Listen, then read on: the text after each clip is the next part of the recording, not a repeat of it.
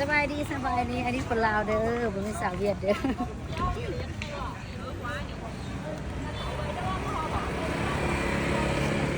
วันนี้สิพาไปเที่ยวชมพระราชวังเนาะ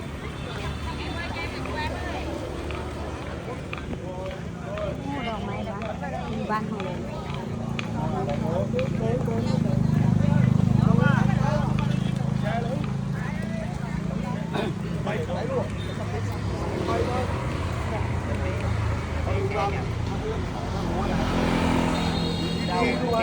cả hai ngàn không đôi mùng năm chỉ mùng mùng ba răng em chở từ bên bài em chạy từ bên chơi lắc lắc lắm nó bị nữa sao như em mưa quậy mưa quá chờ đến lại ra mua đến bay trên nhà đấy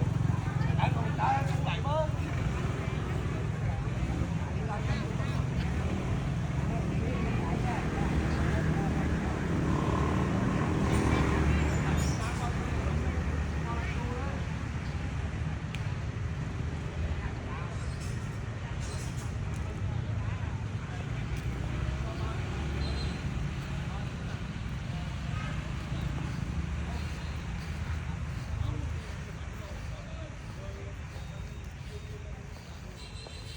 จะเป็นพระราชวังเนาะของเมืองเวเนาะพระราชวังเก่า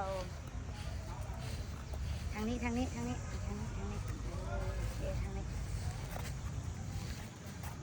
โอเคขอเซลฟี่กันวันนึงอากาศพอดีแบบร้อนๆหน่อยนึงเว้าภาษาเวียดเป็นเนาะเขาต้องเว้าภาษาลาวเพราะเขาเป็นคนลาวเด้สิหลายร้อยปีเบิ่งกำแพงอันนี้มันโซนทางนอกด้วยยังบ่แม่นโซนข้างในโอเคเอาโจไว้ซำนี้ก่อนเนาะเอามาทางนี้หันมาทางนี้ดีกว่า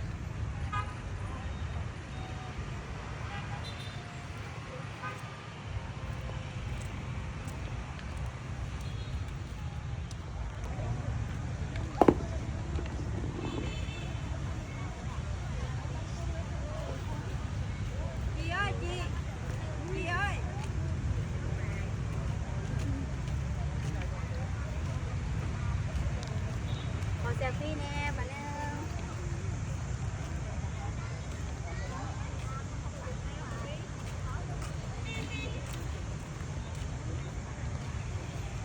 นี่สิเดรับไทยของ